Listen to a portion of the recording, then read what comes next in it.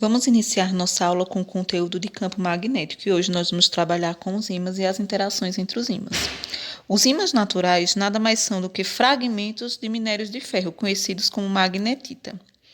Os ímãs também podem ser constituídos artificialmente, usando-se ligas metálicas, especialmente obtidas a partir de determinados processos que nós podemos chamar de imantação.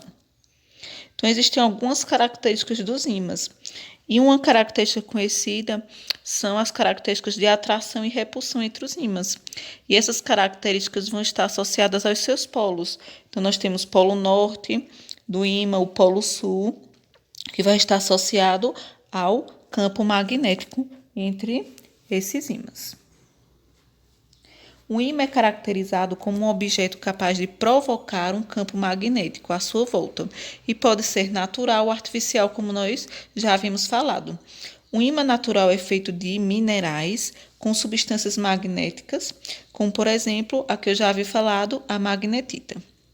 O ímã artificial, ele pode ser feito ou constituído usando-se ligas metálicas especiais, que eu já havia falado que pode ser chamado de imantação. Ok? Então, o ímã artificial é feito de um material sem propriedades magnéticas, mas que pode adquirir permanente ou instantaneamente características de um ímã natural. Então, as propriedades dos ímãs são variáveis e eu destaquei as mais importantes. Então, nós temos os polos magnéticos, como eu já havia falado, chama-se polo norte magnético a região do ímã que aponta para o polo norte geográfico e o polo sul magnético a região que aponta para o polo sul geográfico. Então, como vocês podem observar nessa imagem, eu coloquei N para representar o polo norte magnético do ímã e S para representar o polo sul magnético desse ímã.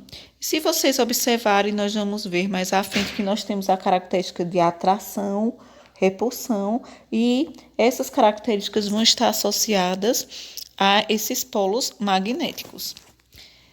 Interação entre os polos que nós vamos ver que vão estar associadas ao polo sul ou polo norte magnético.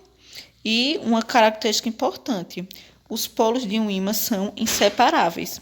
Por que essa característica é importante? Porque, cortando-se um ímã em duas partes, cada uma delas será um ímã completo. E se subdividirmos essas duas partes diversas vezes até obter pequenos fragmentos, cada um deles será ainda um pequeno ímã. E essa característica é importante por quê? Porque ela vai estar associada às outras características de polos, da interação entre esses polos e as características de atração e repulsão dependentes desses polos magnéticos, seja o polo sul ou o polo norte magnético. Olha que interessante.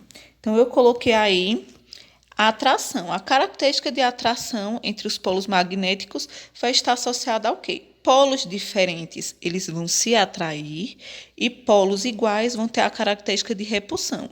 Então, se vocês observarem, polo sul eu coloquei de azul, polo norte coloquei de vermelho. Observem que eles estão diferentes nas primeiras imagens e a característica de atração. Então, polos magnéticos diferentes se atraem. Polos magnéticos iguais têm a característica, apresentam a característica de repulsão. Então, observem, polo sul, que está representado por azul, os dois ímãs apresentaram polos iguais, então apresentaram essa característica de repulsão. Mais abaixo, na última imagem, nós temos os polos nortes. Quando aproximados, vão apresentar essa característica também de repulsão.